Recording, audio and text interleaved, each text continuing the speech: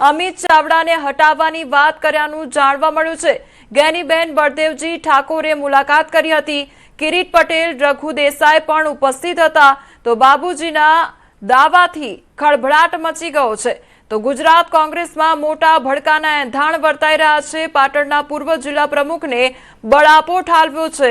MLA Kirit પટેલને લગ્નના ઘોડા ગણાવ્યા છે। તો ધારાસભ્ય કિરીટ પટેલની ભાજપ સાથે મિલીભગતનો આરોપ લગાવવામાં આવ્યો છે।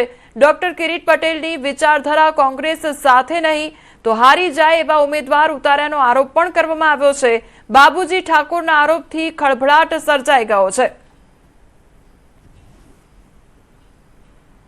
ઉત્તર ગુજરાતના જિલ્લા પ્રમુખશ્રીઓ સાથે માજી ધારાસભ્યશ્રીઓ, એકમાત્ર સાંસદ જ્ઞાનીબેન અને પાટણના એમએલએ કિરીટ પટેલ જ્યારે અમારા રાષ્ટ્રીય પ્રમુખ ખડગે સાહેબને મળ્યા અને સમાચાર માધ્યમો દ્વારા અમને જાણવા મળ્યું કે અમિત ચાવડાને હટાવવાની વાત અથવા તો રજૂઆત એ લોકો કરી રહ્યા છે, એના વિરોધમાં અને અમિતભાઈ ચાવડાના સમર્થનમાં આજે પાટણ સર્કિટ હાઉસ ખાતે અમે પ્રેસ કોન્ફરન્સ કરી।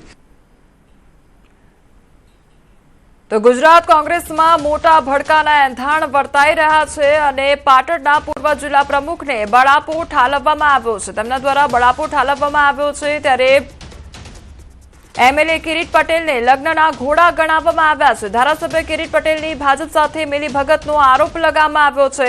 તો ડોક્ટર કિરીટ પટેલની વિચારધારા કોંગ્રેસ સાથે નહીં તેવું કહેવામાં આવ્યું છે।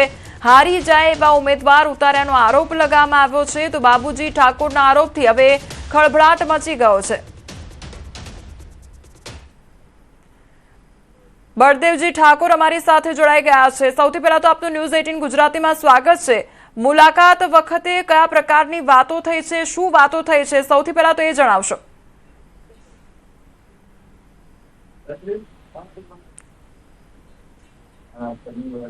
હેલો જી, આપને અવાજ આવી રહ્યો છે? હા બોલો। જી, જે મુલાકાત કરવામાં આવી તે મુલાકાત દરમિયાન શું ચર્ચાઓ થઈ, શું વાતો થઈ છે તે જણાવશો। બેન, અમારી મુલાકાત એ કોઈના વિરુદ્ધમાં નહોતી, કોઈની ટીકા ટિપ્પણી વાળી મુલાકાત નથી। 2027ની ચૂંટણીના અનુસંધાને તમામ જિલ્લા પંચાયતના જિલ્લા કોંગ્રેસ સમિતિના પ્રમુખો સાહેબને મળવા ગયેલા હતા। દિલ્હી જયવંત થાય એટલે સ્વાભાવિક છે, નેતાઓને મળતા હોય છે। આવી કોઈ પણ પ્રકારની ટીકા ટિપ્પણી કે કોઈના વિરુદ્ધની કામગીરી કે કોઈના વિરુદ્ધની અંદર કોઈના વિરુદ્ધ માટે અમે ત્યાં જયેલા જ નહોતા। જે લોકોએ જે આક્ષેપો કર્યા છે એમને પૂછો, એક મીડિયાના કારણે ત્યાં ગયા હોય, કોઈ મીડિયાના કારણે કહ્યું હોય કે આના વિરુદ્ધમાં ગયા છે, એ તો મીડિયાનો પ્રશ્ન છે, પરંતુ કોઈના વિરુદ્ધની વાત કરવા જયેલા નહોતા। અને બાબુજી ઠાકોર પુરવાર કરી આપે બાબુજી લોકો તમે અમારા પ્રમુખ।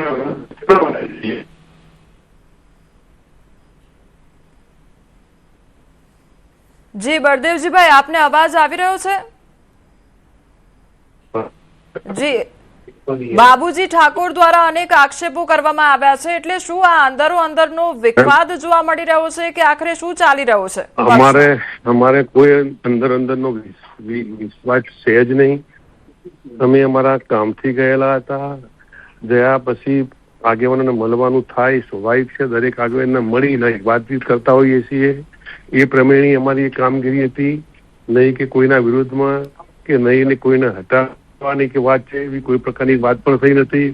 પરંતુ બાબુજીને કઈ રીતે આવું લાગે છે અને મીડિયાને કઈ રીતે આવું લાગે છે, કાલે અમારે ઘણા બધા મીડિયાના મિત્રો સાથે વાત થઈ।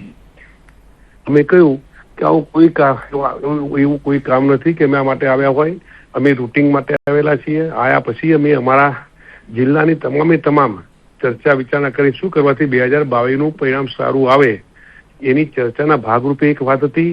આવી કોઈ એ જે સમજે છે એવી એક પ્રકારની કોઈ કામગીરી નહોતી, એવી હું આપણે ખાતરીપૂર્વક વાત કરું છું બેન। જી બળદેવજી, આપને એક સવાલ એ પણ કરવા માંગીશ કે બાબુજી દ્વારા જે પ્રેસ કોન્ફરન્સ કરવામાં આવી તે સવારના સમયગાળા દરમિયાન કરવામાં આવી હતી અને અનેક આક્ષેપો કરવામાં આવ્યા। ત્યારબાદ આપના દ્વારા ખડગેજી સાથે બેઠક કરવામાં આવી છે, એટલે હાઈકમાન્ડ સાથે આ વિષયને લઈને કોઈ ચર્ચા કરવામાં આવી હતી ખરા? આવી કોઈ પણ પ્રકારની બેન ચર્ચા કરવામાં નથી આવી. બાબુજી આક્ષેપ કરે, બાબુજીનો પ્રશ્ન છે, બાબુજીનો વિષય છે. એમના લેવલ પ્રમાણે જે વાત કરતા હોય એનો જવાબ તમે બાબુજી પાસે માગશો તો જ સાચો જવાબ મળશે. અમે જવાબદાર માણસ તરીકે જયારે તમે અમને પૂછ્યું છે ત્યારે કહું છું કે આવી કોઈ કામગીરી માટે કે કોઈ આવા પ્રશ્ન માટે અમે ખરગેજી પાસે જયેલા નહોતા.